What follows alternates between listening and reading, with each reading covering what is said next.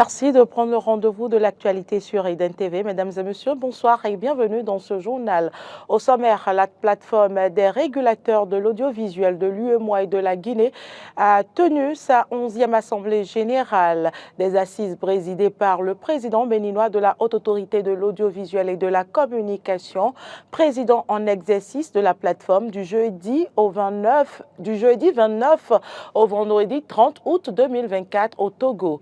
Démarré ce matin, la grande finale de Yellow Village connaîtra son épilogue demain, dimanche, au Palais des Congrès de Cotonou. Dans ce journal, vous suivrez la conférence de presse organisée par les responsables du réseau GSM MTN Bénin. Et puis, hors de nos frontières, Facebook reconnaît avoir subi des pressions de l'administration Biden pour censurer des contenus. Les détails en fin d'édition.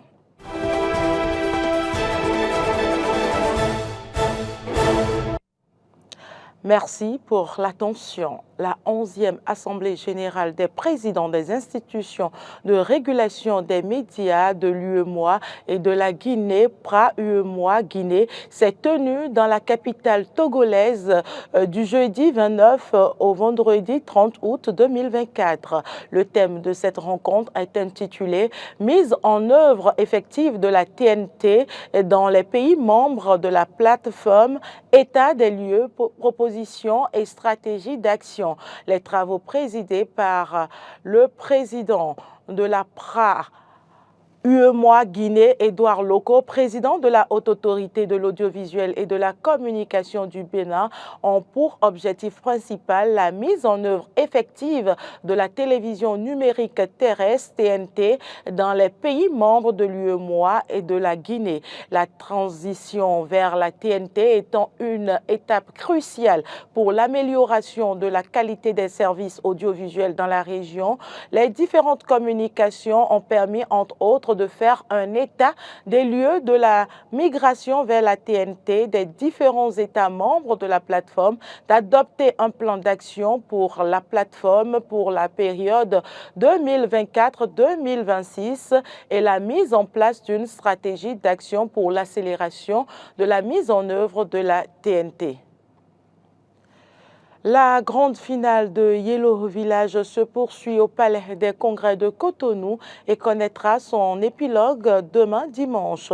Le programme de l'événement a été présenté au cours d'une conférence de presse qui s'est tenue à la direction générale de MTN en présence de plusieurs artistes. Clémence Tonoquois. L'esplanade du Palais des Congrès de Cotonou accueille ce samedi 31 août la finale du concert Yellow Village. C'est une initiative du réseau de téléphonie mobile MTN Bénin à l'occasion de ses 25 ans. Ce grand événement de vacances est prévu pour se dérouler en continu sur 24 heures. Il y a une seule adresse à Cotonou, c'est le Palais des Congrès. On ouvre les portes à 10 h. On essaiera de faire 24 heures chrono, on ouvre à 10 h, on finira le dimanche à 10 h. Donc préparez-vous.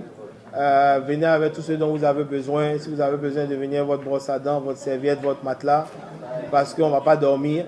Le feu, c'est de couleur jaune et jaune, c'est MTN. Donc on va mettre le feu dans la ville du Bénin demain et ce sera peut-être le plus grand concert de cette fin d'année. On a 25 ans, on a essayé de faire très fort, bien sûr avec le soutien de Yao. On a eu l'aval d'avoir tous ces beaux artistes que vous voyez ici aujourd'hui. Et nous comptons sur votre présence massive. Passez le mot aux amis de vos amis, aux amis de leurs amis. Demain, c'est le plus gros show des vacances, le plus gros show du Bénin de ces dernières années. Tout est mis en œuvre pour vous permettre d'avoir 24 heures de folie, 24 heures de partage et 24 heures de fête. Plusieurs artistes sont annoncés sur l'événement. Quelques-uns présents à la conférence de presse de ce vendredi promettent de faire le show. Et on va faire le show demain en tout cas, on vous promet, toujours. Le show, je sais que c'est demain, j'ai plein de commentaires, plein de messages, de gens qui me disent qu'ils sont très impatients. Donc voilà, merci beaucoup à MTN pour l'occasion, merci à vous les médias qui ne cessez de soutenir la culture africaine. Et bien pour la population, on vous attend pour faire un concert magique et extraordinaire. On va faire le show ce soir au Calamar. Demain s'il te plaît, au Calamar comme d'habitude. Le public est invité à faire massivement le déplacement pour célébrer avec MTN ses noces d'argent. L'entrée est libre et gratuite. L'entrée est 100% gratuite.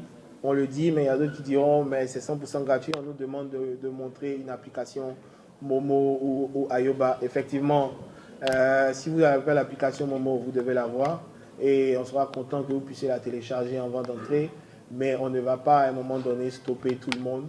Mais ce sera bien que tout le monde puisse avoir son application Momo parce que vous devez payer avec votre application Momo sur le site. Le conférencier n'a pas manqué de rassurer des dispositions sécuritaires et sanitaires prises pour le bon déroulement de l'événement.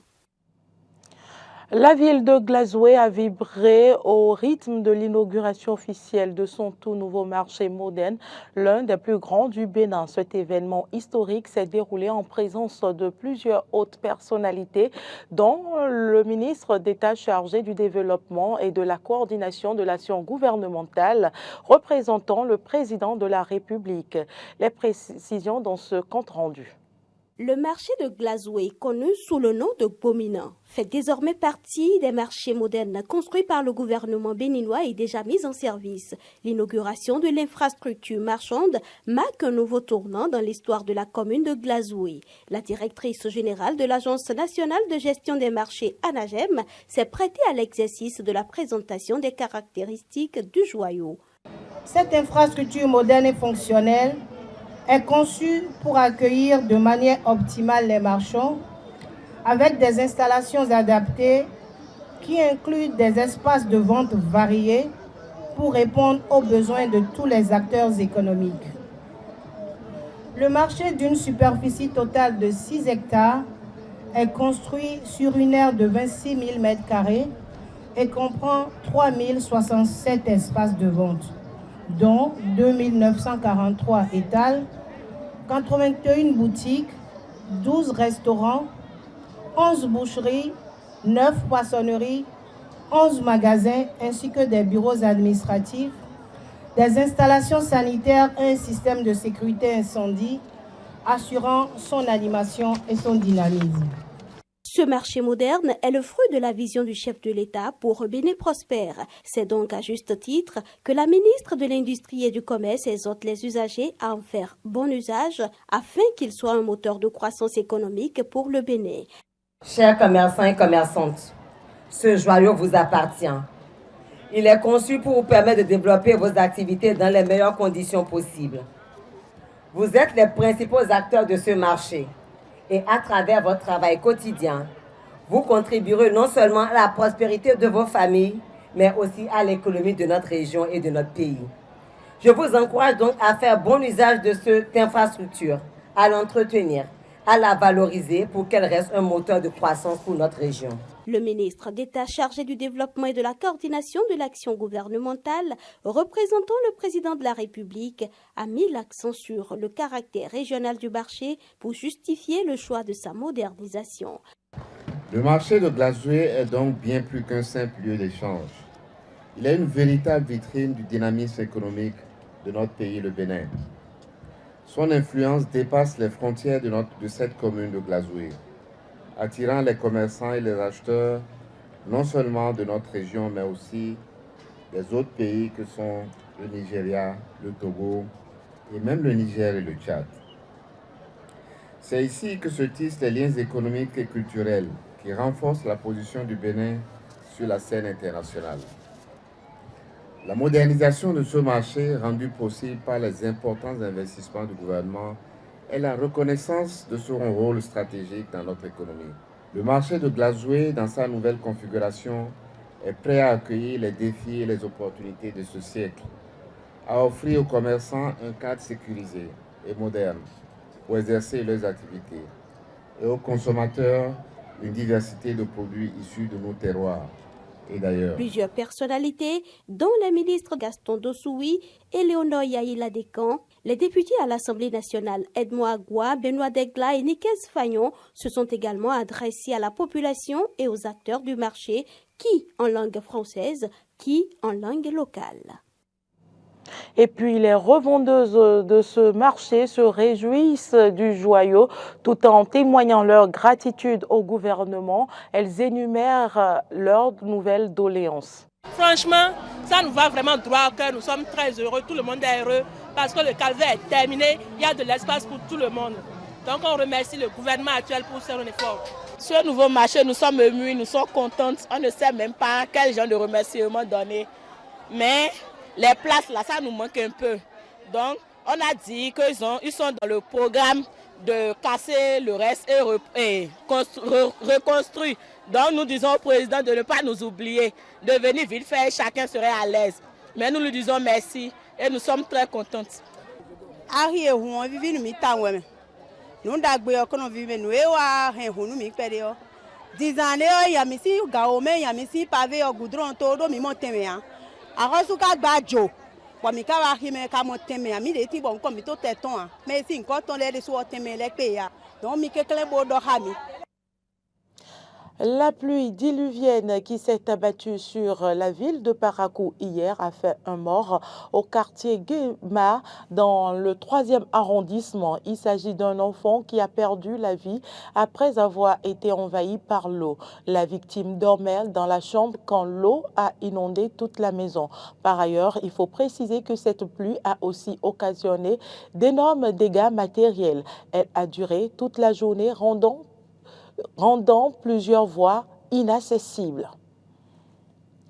Actualité en dehors du Bénin, Mark Zuckerberg admet avoir censuré Facebook sous la pression de l'administration Biden, mais il n'a plus l'intention de le faire, a-t-il réitéré. Les détails avec nos confrères de RT.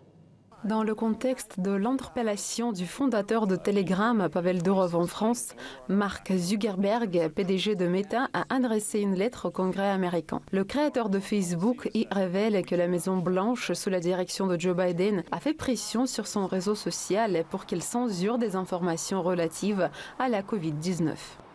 En 2021, de hauts responsables de l'administration Biden, y compris de la Maison-Blanche, ont exercé pendant des mois une pression constante sur nos équipes pour censurer des contenus en lien avec le Covid-19, notamment de nature humoristique et satirique, et se disaient très mécontents de nos équipes quand nous n'étions pas d'accord. Une sommation du FBI adressée à Mark Zuckerberg en 2020 constitue un autre précédent. Les services de renseignement ont convaincu Facebook que des informations sur la corruption au sein de la famille Biden et du Parti démocrate étaient prétendument de la propagande russe. Facebook a eu recours à la censure jusqu'à ce qu'il apparaisse clairement que la Russie n'avait rien à voir avec ces informations.